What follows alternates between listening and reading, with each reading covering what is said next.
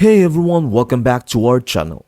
Today, I will show you how to get started with Pictory, a beginner's guide. So let's get started. To begin, open your browser, then navigate to pictory.ai to start this creative adventure. Keep in mind that creating a Pictory account is the first step. Don't worry, it is easy. Click on Get Started for free to kick things off. You have two options here. You can smoothly continue with your Google account, or if you prefer, simply enter your name and email to proceed.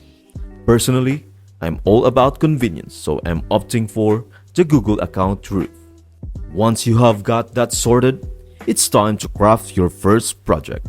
But hold on tight, because that is just the beginning. Stay tuned, as I will soon be unveiling the incredible potential and capabilities of Pictory.